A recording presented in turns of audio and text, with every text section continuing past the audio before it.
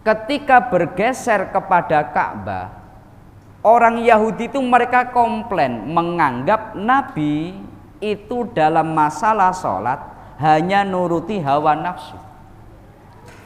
Beliau Rasulullah difitnah saat sholat itu tidak mengikuti aturan syariat, beliau hanya mengikuti hawa nafsu. Karena orang Arab maka lebih memilih Ka'bah. Maka Allah menurunkan ayat yang kita bahas ini, walillahil masyriqu wal maghrib fa aina tuwallu fa thamma wajhullah. Semua arah kamu disuruh sholat menghadap selatan, kamu disuruh sholat menghadap utara, kamu disuruh sholat menghadap timur. Semua arah hakikatnya milik Allah. Enggak ada dari arah ini salah satunya yang lebih mulia. Semua sama milik Allah. Maka karena semua milik Allah, fa aina tuwallu fa thamma wajhullah.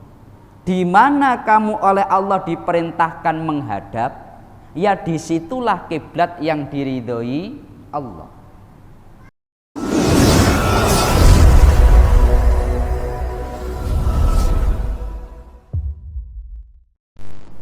Assalamualaikum warahmatullahi wabarakatuh.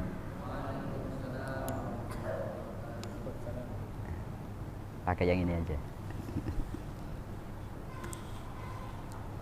Alhamdulillah wa syukurulillah wa binikmatillah la haula wa la quwata illa billah.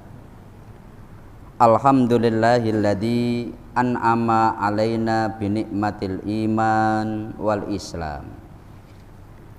Alhamdulillahilladzi khalaqal mauta wal hayata liyabluwakum ayyukum ahsanu amala.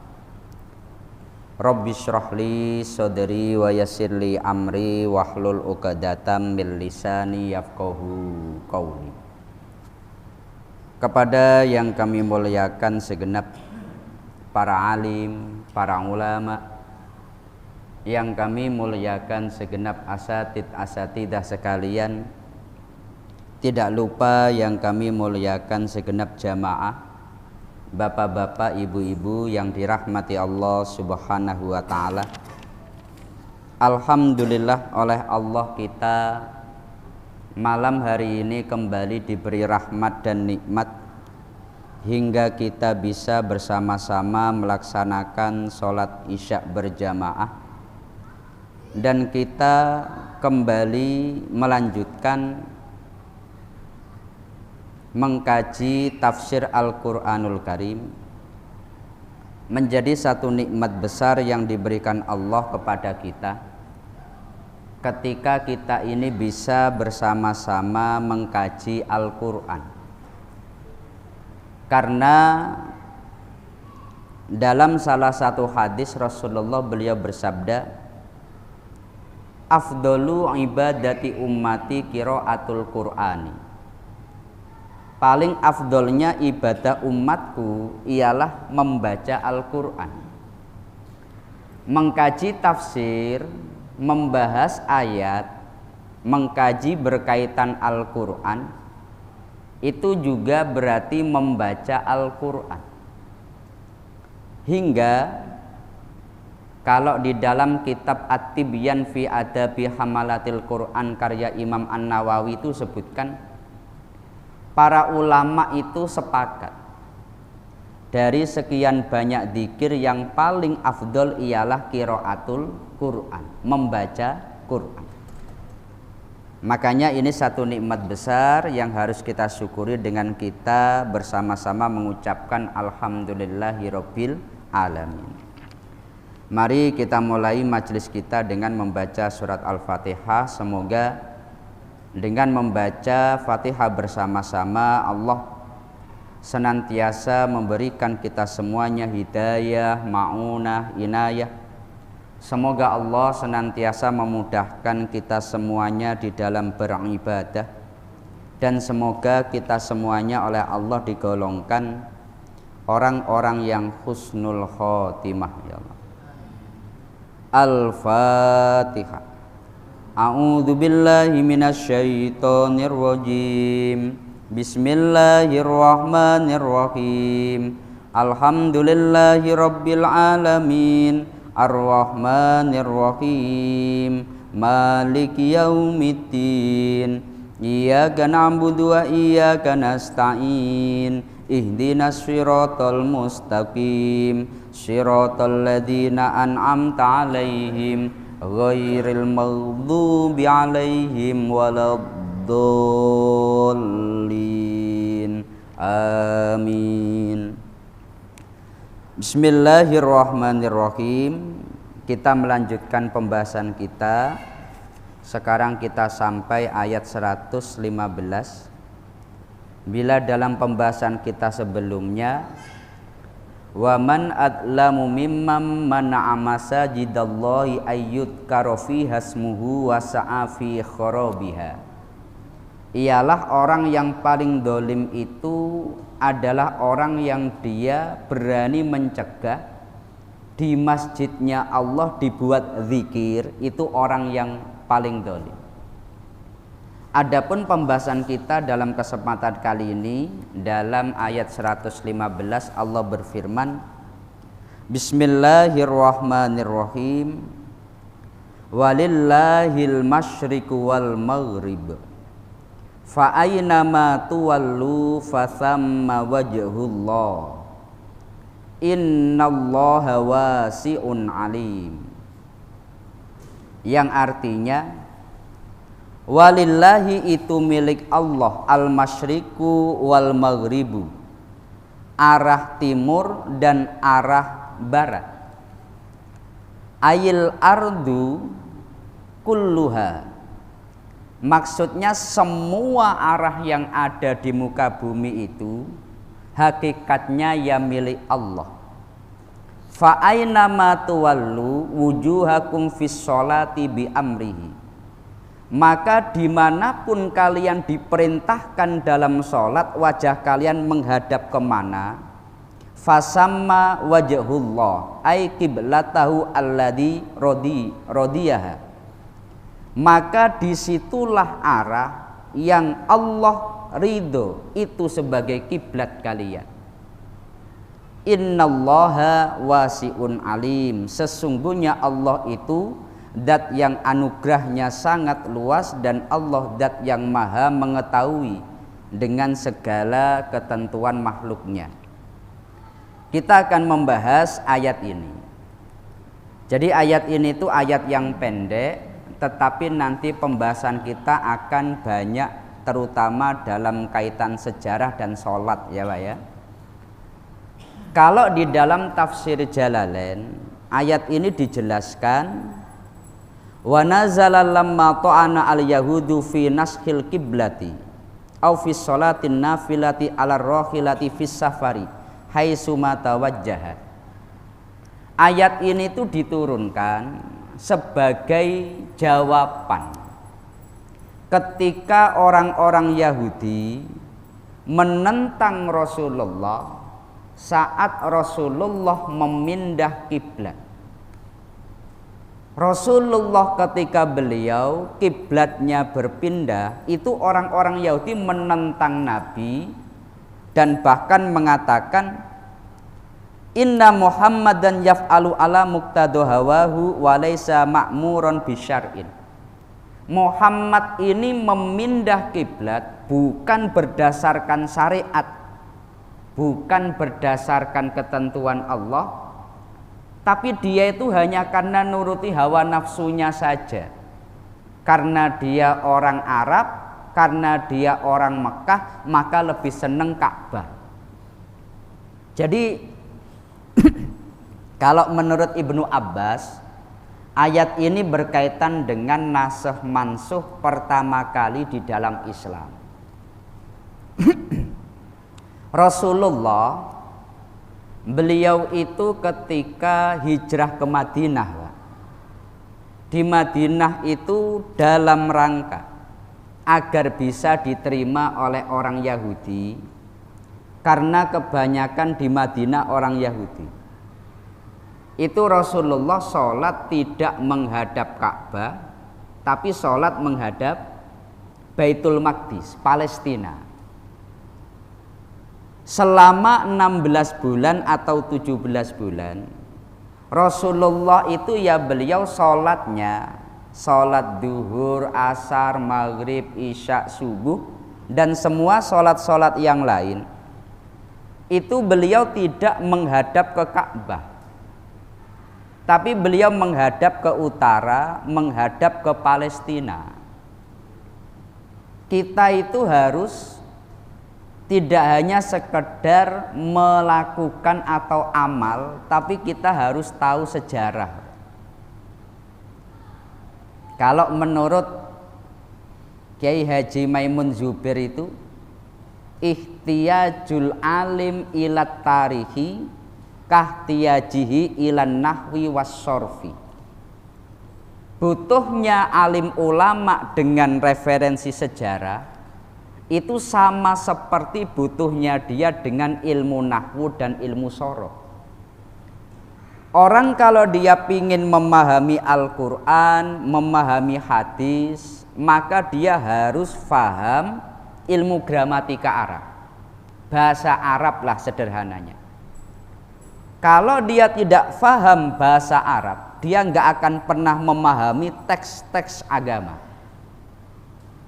Seperti halnya dia butuh dengan ilmu gramatika, yakni ilmu nahwu dan sorof, orang juga harus tahu ilmu sejarah.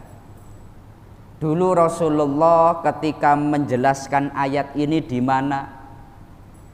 Contoh sederhana begini. Rasulullah itu beliau ketika penaklukan Mekah, di Mekah itu Rasulullah selama 18 hari itu beliau senantiasa kosor. Jadi Rasulullah tinggalnya di Madinah.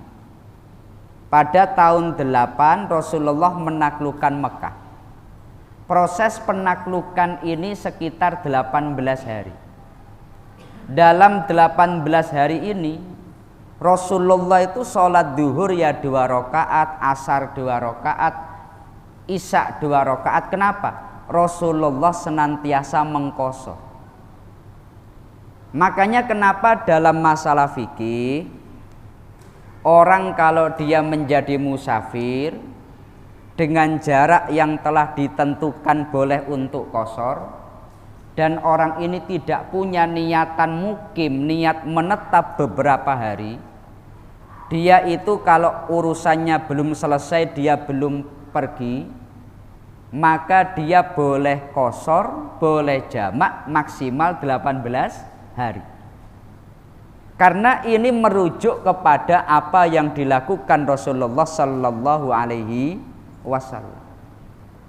Penting sekali kita untuk begitu.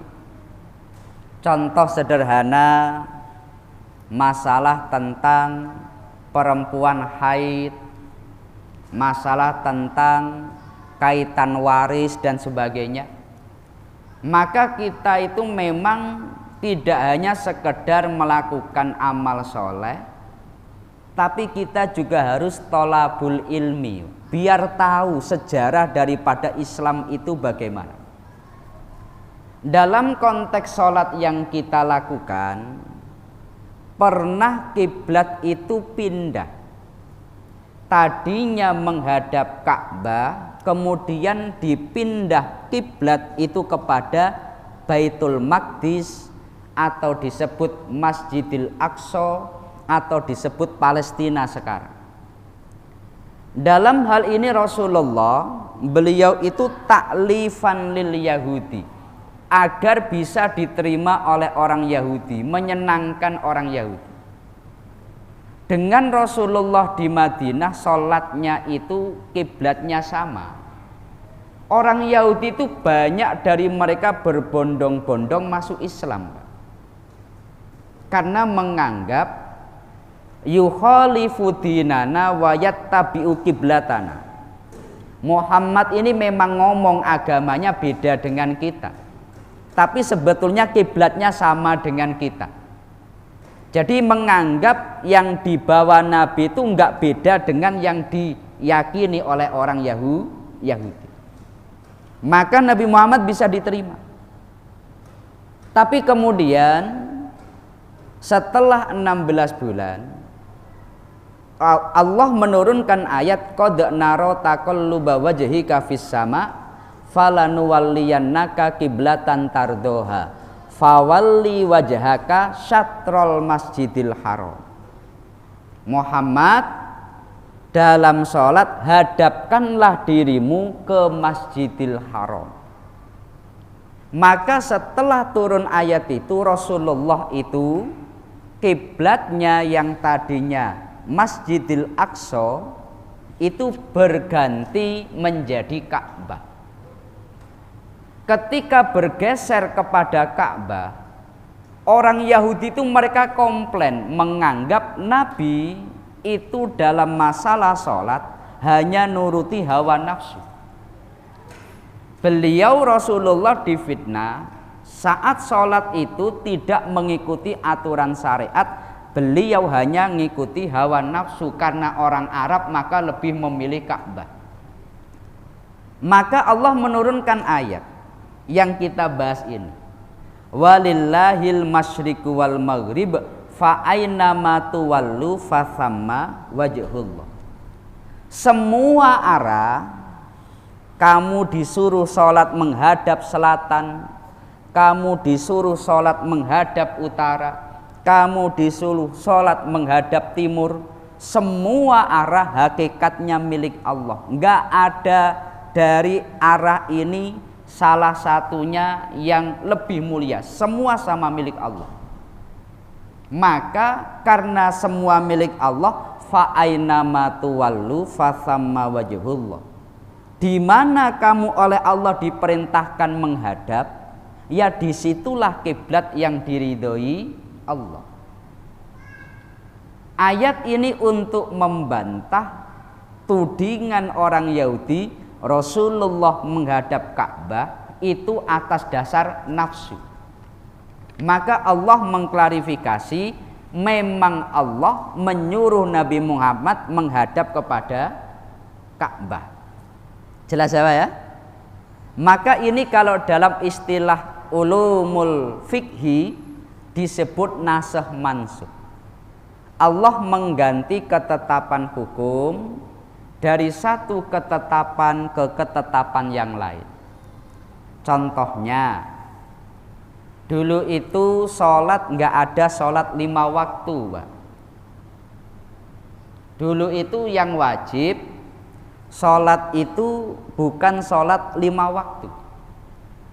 Tapi setelah Allah menurunkan, Allah melalui Isra Mi'raj memerintahkan Nabi Muhammad sholat 5 waktu, maka berganti.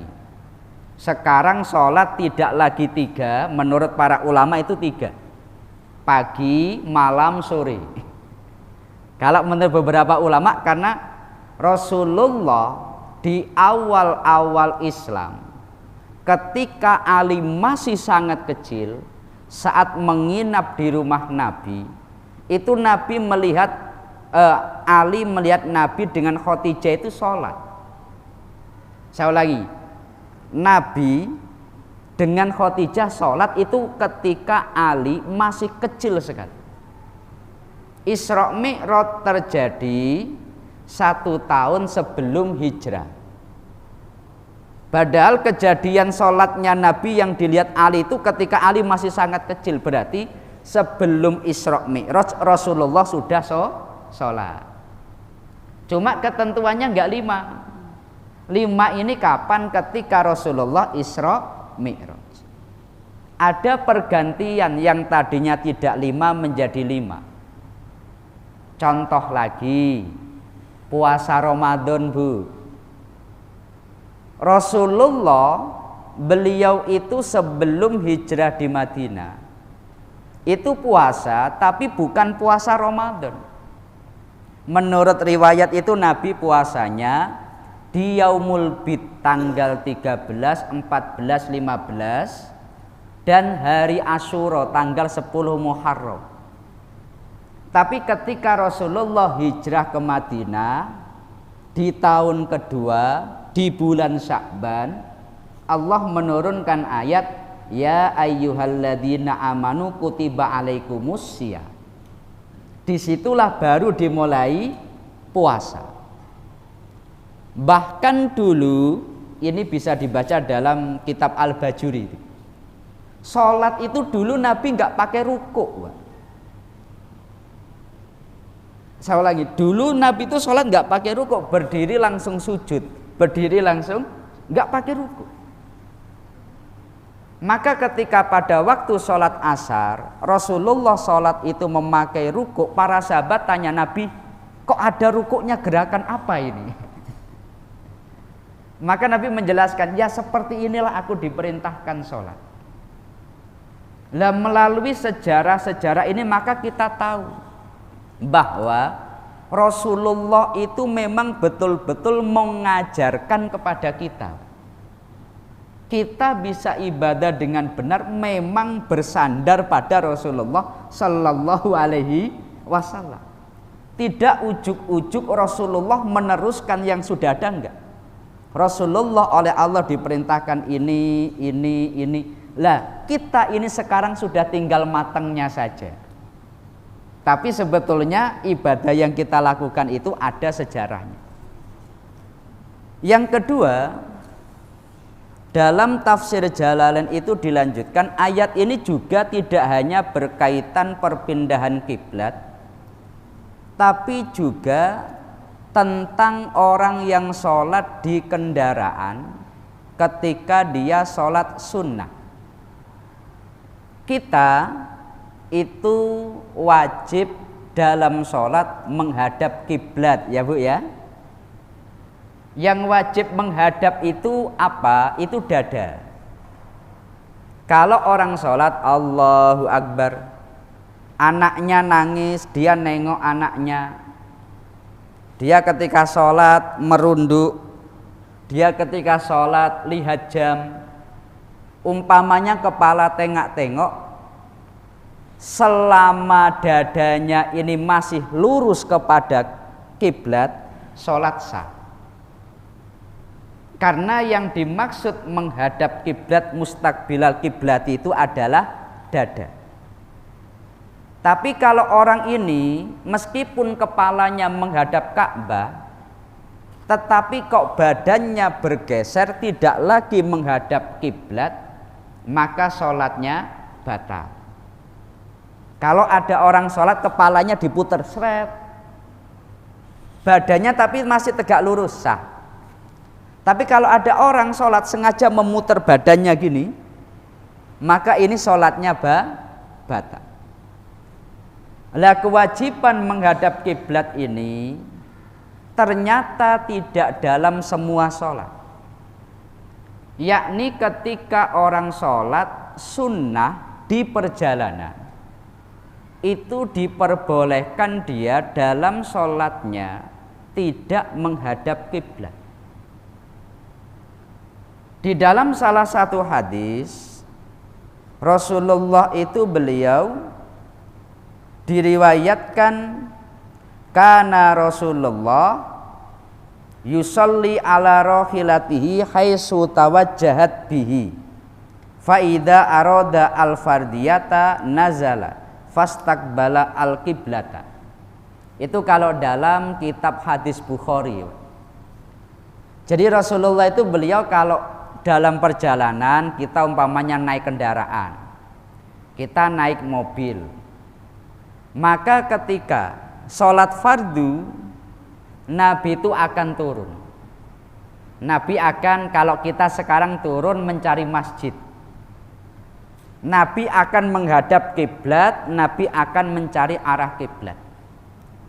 Tapi kalau sholat sunnah Rasulullah itu enggak turun di kendaraan, dari kendaraan enggak turun. Di mana kendaraannya berjalan, ya seperti itulah arah sholat Rasulullah.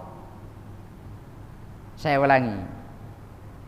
Rasulullah kalau sholat sunnah ketika di perjalanan, Nabi enggak turun. Untanya mengarah ke utara, ya seperti itulah cara sholat Rasulullah. Untanya menghadap ke timur, ya seperti itulah cara sholat Rasulullah. Maka dalam konteks ini, sholat itu wajib menghadap kiblat kecuali sholat sunnah di perjalanan.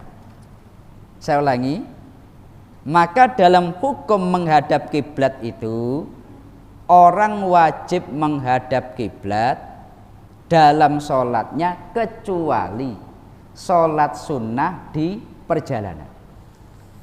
Kita umpamanya berangkat ke kantor, kita ini belum sempat sholat duha. Di kendaraan kita boleh apa enggak sholat duha? Menurut madhab Syafi'i itu meskipun safarnya itu qasir, perjalanannya pendek, itu tetap boleh.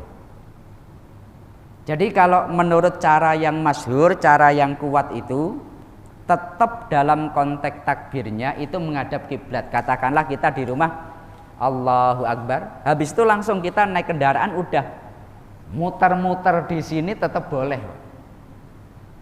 Dan di kendaraan yang nggak perlu sujud, di mobil yang nggak perlu nanti malah nabrak kan. Pakai isyarah. Jelas ya? Tapi kalau naik kendaraan itu mau sholat fardu harus turun. Sebagaimana Rasulullah Sallallahu Alaihi Wasallam. Para ulama mengartikan ayat ini yang Allah menegaskan fa ainama tuwallu fathamma wajhullah, itu juga kaitannya dengan sholat sunnah di perjalanan. Orang dalam sholat sunnah di perjalanan tidak harus menghadap kiblat. Karena yang namanya menghadap kiblat itu kan statusnya syarat, Bu. Syarat itu harus dijaga. Orang kalau dia pingin sholatnya sah, syaratnya harus terpenuhi. Tapi masalah menghadap kiblat ini, para ulama memberikan pembagian. Kalau kita berada di Masjidil Haram, semoga oleh Allah kita ini dijadikan orang-orang yang bisa ziarah Mekah Madinah. Amin ya robbal alamin. Kalau orang itu dia menghadap ke Ka'bah, bisa langsung melihat Ka'bah.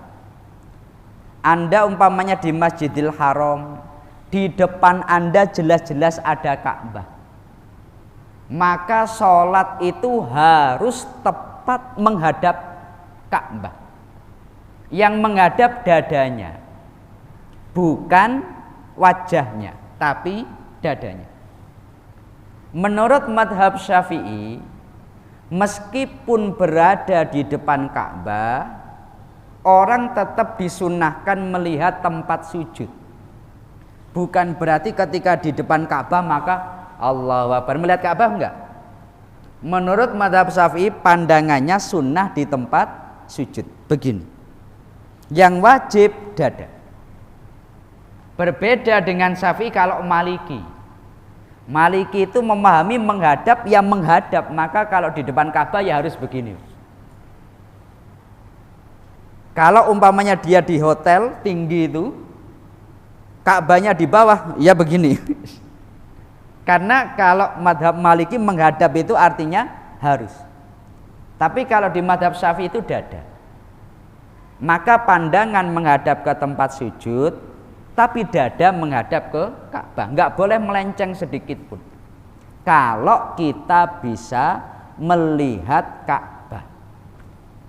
Tapi kalau orang tidak bisa melihat Ka'bah, kita di sini ketika sholat bisa enggak kita melihat Ka'bah? Kita di sini ketika sholat bisa enggak melihat Masjidil Haram? Kan enggak bisa. Naik kapal saja sekitar 9 jam. Maka dalam konteks ini ada namanya jihah. Jihah itu arah. Tidak harus tepat ke Ka'bah, yang penting arahnya benar. Arah Ka'bah mana? Sana. Loh, ini berarti sholat kita arahnya sudah benar. Meskipun nanti kalau ditarik garis lurus itu ada melenceng-melencengnya sedikit. Di Batam ini banyak sekali masjid yang bermasalah kaitan kiblatnya. Masjid sudah jadi, ketika diukur ulang ternyata kurang lurus. Jelas ya Pak ya? Ada beberapa masjid yang konsultasi ke kami, gimana Ustadz? Soft, dimiringkan, atau tetap sebagaimana sekarang? Jelas ya Pak ya? Kan banyak, kalau di kita contohnya di BSI, banyak wilayah-wilayah kita itu masjid yang mengalami masalah begini. Maka kami sampaikan, arah kiblat itu enggak harus tepat ke Ka'bah. Areanya adalah sekitar 45 derajat. Jadi sekitar segini. Kita ketika sholat miring sedikit begini atau miring sedikit begini itu tetap sah, selama masih dalam koridor 45 derajat. Lah dalam hal ini maka umpama masjid ini tidak merubah softnya, apakah sholat sah? Dipastikan sholat tetap sah. Saya ulangi ya, dipastikan sholat tetap sah. Tapi kalau pingin memang lurus menghadap kepada Ka'bah, ya silahkan soft diganti, dimiringkan, monggo. Tapi kalau berbicara masalah sahnya sholat, ketika orang tidak bisa melihat Ka'bah secara langsung, yang penting arahnya benar, sholat sudah sah. Semudah itu pada dasarnya. Jelas ya Pak ya? Oleh sebab itu, orang ketika dia dalam masalah kiblat ini tidak perlu sampai takalluf, memaksakan diri. Mohon maaf, ada saudara-saudara kita itu takalluf. Sholat itu dipaksa menghadap kiblat, bahkan kakinya pun itu harus lurus menghadap kiblat. Kalau sholat itu begitu, pokoknya harus begitu. Jari-jarinya itu harus lurus menghadap kiblat. Kadang saya mikir, iya kalau jari-jarinya lurus, kalau jari-jarinya rada bengkok-bengkok, lah ini gimana ini? Jadi pada dasarnya syariat itu tidak sampai sekeras itu. Yang penting kita sholat arahnya sudah tepat, maka kita ini sholatnya sudah dihukumi sah, ya Bu ya. Bahkan umpamanya ibu-ibu ini, saya tuh punya saudara, berkali-kali ditunjukkan kiblat yang benar, itu sholatnya salah terus. Kalau menginap di rumah saya itu bingung, sholat itu arah saya itu di sini bingung saya. Jadi orang ketika dia di daerah baru, kemudian dia tidak tahu kiblat, selama, saya ulangi ini, selama sebelum sholat dia mencari, ini arah kiblat mana ya? Oh kelihatannya sana ini. Kemudian dia sholat, Allahu Akbar. Setelah selesai orang ngomong, Pak, kiblatnya kebalik, yang benar sana. Pernah seperti itu Pak? Atau mungkin ibu-ibu? Biasanya kita di tempat yang baru itu, ketika kita sholat, kita merasa sudah benar, Allahu Akbar. Ternyata ketika selesai ada orang mengatakan, Anda sholatnya kiblatnya salah, yang benar sana. Dalam konteks ini para ulama menyatakan selama sebelum sholat dia sudah mencari. Meskipun setelah sholat diketahui arahnya salah, sholat tetap sah. Tidak perlu diulang. Umpamanya kita sudah mantep, oh arah kiblatnya sana, ini ada sajadah mengarah ke sana, Allahu Akbar. Setelah assalamualaikum warahmatullah, assalamualaikum warahmatullah, ada orang mengatakan, Pak kiblatnya salah. Apakah sholat kita jadi tidak sah? ataukah kita itu harus mengulang lagi? Menurut para ulama tidak perlu diulang. Selama sebelum sholat kita mencari syaratnya itu. Karena ketika menjelaskan ayat ini, Imam Ibnu Katsir menukil sekian banyak hadis. Bal nazalat al ayatu fi qaumin amiyat alaihim al qiblat falam ya'rifu syatroha fasallu ala anha'in muhtalifatin. Faqala Allahu ta'ala li al masyarik wal magharib fa aina ma wallaitum wajhahakum fahunaka wajhi. Jadi Imam Ibnu Katsir itu menjadikan ayat ini karena juga ada banyak riwayatnya. Orang yang dia sholat tidak mengetahui arah kiblat dan dia sebelum sholat sudah berusaha mencari, ya dimanapun kalian menghadap, disitulah kiblat yang diridhoi Allah. Dulu ada beberapa sahabat itu oleh Nabi dikirim, karena pada masa Nabi kan biasa Nabi mengutus beberapa pasukan dikirim. Lalu ketika dikirim itu, mereka ketika malam hari sholat, cuma karena ini bukan tempat seperti kita sekarang, mereka mencari tempat-tempat baru, membuat kota untuk sholat, membuat tempat untuk zikir. Karena gelap dan belum ada HP, belum ada kompas, mereka ya berusaha mencari. Tapi ketika sudah terang, ketika sudah menjelang subuh, baru tampak berbeda-beda. Yang satu menghadap ke sana, yang satu menghadap ke sana, yang satu menghadap ke sana. Karena waktu malam itu kan nggak nampak. Lalu kejadian ini dilaporkan Rasulullah. Nabi gimana ini?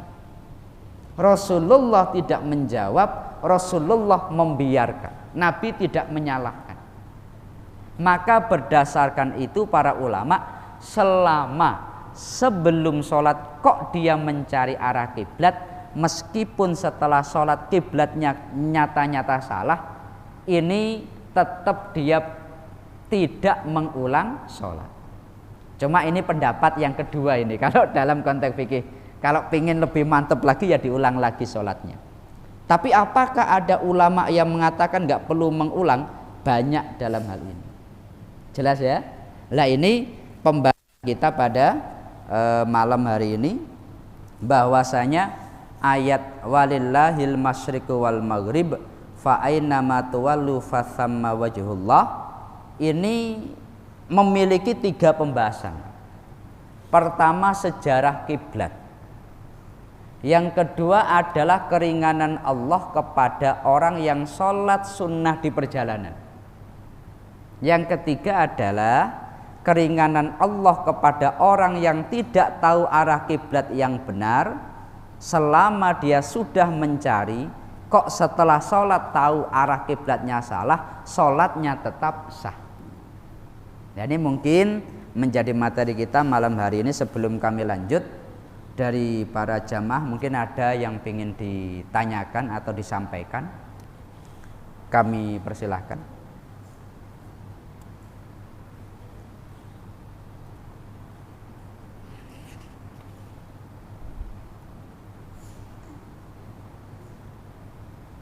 Tidak ada? Waalaikumsalam warahmatullahi wabarakatuh. Saya pernah mendengar sebuah potongan ceramah atau podcast. Jadi dahulu katanya bahwa di zaman Rasulullah itu apabila seseorang mempunyai keinginan, yaitu minta melalui Rasulullah gitu. Kalau saya doakan ini, doakan itu gitu. Jadi ini baru saya dengar gitu. Dan tapi ketika ada setelah perintah sholat itu diturunkan, jadi sekarang kita nggak lewat Rasulullah lagi gitu. Apa itu benar menurut saya? Mohon penjelasannya. Waalaikumsalam warahmatullahi wabarakatuh. Jadi Kalau terkait sejarah itu saya belum tahu. Karena kalau sejarah itu kan kita nggak boleh ngarang-ngarang ya. Kaitan bahwa sebelum adanya sholat, para sahabat itu minta kepada Nabi, setelah adanya sholat sahabat minta sendiri. Karena Rasulullah dari awal sudah sholat. Karena para sahabat dari awal sudah sholat. Ketika di Mekah itu sudah sholat, cuma belum disyariatkan jamaah, tapi sudah sholat. Cuma belum sholat 5 waktu. Baru kalau 1 tahun sebelum hijrah sholat 5 waktu. Tapi apakah sudah sholat? Sudah sholat. Makanya sholat itu disebut ibadatun qodimatun, ibadah yang awal. Para nabi-nabi sebelum kita itu pun juga sholat. Hanya saja tata caranya Islam itu punya cara khusus. Contohnya kita ada ruku, selain Islam nggak ada ruku. Mereka ya sujud, berdiri, tapi nggak ada ruku. Ruku hanya ada dalam Islam. Maka kalau sebelum adanya sholat mereka langsung minta kepada Nabi, setelah ada sholat nggak minta melalui sholat. Loh, dari awal mereka sudah sholat. Jelas ya? Yang benar adalah begini. Ini tapi saya nggak membahas sejarah. Orang meminta kepada Nabi apakah boleh? Jelas ya? Orang minta melalui sholat apakah boleh? Ini sama-sama boleh. Kita meminta kepada Rasulullah ini boleh. Kita meminta melalui sholat kita juga boleh. Nggak ada perbedaan. Maka ya mohon maaf kalau ada potongan video seperti itu bagaimana? Ya perlu diklarifikasi Pak. Loh, ini penting sekali loh. Sekarang kita minta kepada Rasulullah. Kan yang namanya Rasulullah itu wasilah, perantara. Banyak para sahabat, Nabi doakan saya, Nabi doakan saya. Banyak para sahabat meminta syafaat pada Rasulullah. Dalam artian Nabi Muhammad itu sebagai perantara. Jelas ya? Atau kita sholat hajat, Anda pingin rezekinya dibuka, sholat duha. Anda pingin derajatnya dimudahkan, ditinggikan Allah, diperbaiki Allah kedudukannya, sholat tahajud. Ini adalah bentuk-bentuk hajat kita pinta melalui sholat. Maka melalui Rasulullah ya boleh, melalui sholat ya boleh. Kan semua saya minta kepada Allah melalui Rasulullah, saya minta kepada Allah melalui sholat. Tujuannya semua kepada Allah. Tapi ada perantara amal, ada perantara Rasulullah, ada perantara yang lain. Makanya masalah tawasul itu ada tawasul dengan amal soleh, ada tawasul dengan Rasulullah, ada tawasul dengan para sahabat dan sebagainya. Jelas ya? Seperti itu. Mungkin ada lagi yang ditanyakan?